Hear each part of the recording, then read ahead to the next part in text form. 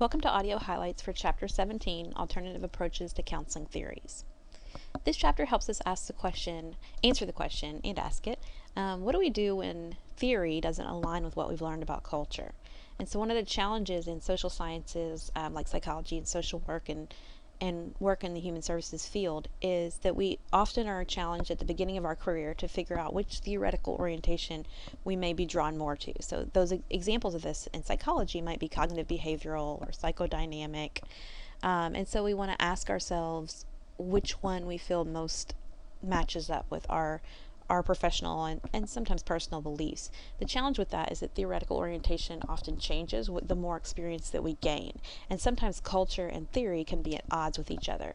So theory can never encompass all human experience or account for all thoughts, behaviors, and feelings.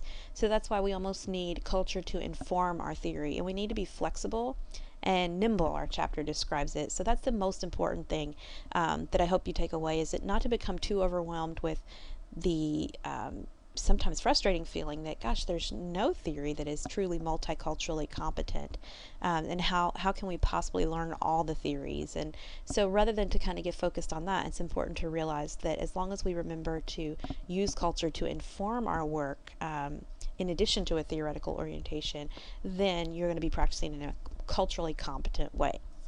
Sometimes too, it can feel impossible, and you may have felt like this at certain times in this course, it can feel impossible to learn all that you need to know about all the different kinds of people and all the different groups of people. So anything that can kind of help us break that down and figure out our commonalities is helpful, I think, in the way that I conceptualize that huge undertaking of learning about multicultural diversity. So one way is to look at worldview. So rather than to divide us on the many different variables that we have over the course of our chapters and our sessions, one thing that we share is worldviews. And so I don't mean share in terms of that we all have the same one, but we share these 5 value orientations, and we all may fall differently on these. And regardless of our race, gender, sexual orientation, disability status, our worldviews may be similar in some ways or may be different in some ways. So on page 478, it's reflection box 17.1. I challenge you to look through there. We have the 5 value orientations of worldview. So we have human nature, person-nature relations, social relations, time sense, and human activity. So look through there and see, reflect on your responses to the questions that are posed, just to get kind of an idea of what's your worldview. And then spend a few minutes thinking about what it might be like to work with someone who differed, even in one of those variables, from your worldview. So this is yet another way to look at culture and define it, and also a good way to practice what kinds of questions we can ask to understand people's worldviews or perspectives more. And many times that can give us so much more valuable information than just a basic survey where we might get demographics on someone's different cultural statuses or variables, but we don't really know how they integrate that into their worldview. This chapter also does a really nice job of looking at alternative sources of theory. And so it's important to realize that in many cultures, the practice of counseling itself is relatively unknown. So counseling or therapy or social work is worked into other social systems like family or the church. And so it's important to approach an individual who may not be familiar with the way that counseling or social work works, or may be resistant or opposed to it, to ask some questions in terms of, well, in your life, if someone is having a hard time, who might that person talk to? Or if a couple is having a hard time with their marriage, who might they go to for support, or if a child is? So that's really a helpful way to learn about the alternative sources of support that may be present in that person's life. This chapter also reminds us of the different roles, and we've studied some of these different entities in different levels of depth through our chapter, but the different roles of things like religion and spirituality, and in Chapter 16 we went over that in depth, but it's very important to realize that this is, as the summary here points out, it may be the greatest unifier and the greatest divider of people. So it's very important to figure out how clients conceptualize spirituality and religion in their lives, and just having a simple understanding of that is critical to a good relationship between a helper and the person they're helping. So that helper might be a psychologist, a social worker, or someone else in the human services profession. Government is one that we haven't gone into great detail studying different government types, but it's important to recognize that government in itself is an expression of worldview. And so democracy is kind of a westernized worldview that is in many other parts of the world as well, but sometimes there can be an assumption that our government is the preferred one or the best one, and that other governments should be like ours.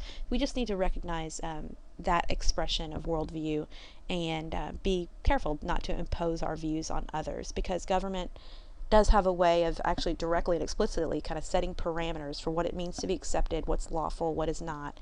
And so by extension of that, mental health can also be defined. And if you've taken any psychology courses, you might be familiar with how very much those two things overlap. There are even things that you can do in an abnormal behavioral sense and be hospitalized for it against your will. And then, of course, our justice system, too, in terms of what behaviors are so deviant, so quote-unquote abnormal or wrong that they're actually crimes in our society. Family is another huge shaping aspect of individuals and groups' lives as well. It can't be overlooked. So sometimes one of the criticisms of social sciences and of psychology is that we ask all these questions of the individual, but really we never get the full picture. So we need to understand how clients act within their families, what roles do they have, how do their behaviors compare with their family members, and even looking beyond that, what is the role of ancestors in their family culture. This is an important variable that you can't overlook as you try to become culturally competent.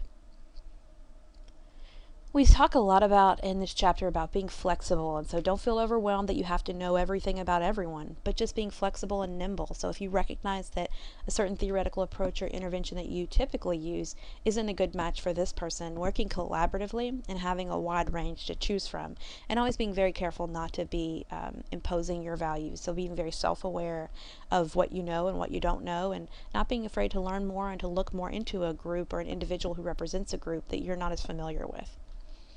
I really like that our chapter concludes with both some propositions of multicultural counseling therapy, which is actually a theoretical orientation of itself that integrates a number of different, some of these are non-westernized healing practices, and those are explained in detail towards the end of our chapter, but it's the idea that it's an integrative meta theory, so it's an umbrella theory that overarches many. Doesn't mean you have to practice everything within that theory, but that it recognizes the importance of cultural development and the importance of kind of liberating consciousness and being aware of oppression and enculturation and many of the concepts that we've studied during this course. So if you're wondering kind of specifically, well, what does that really look like?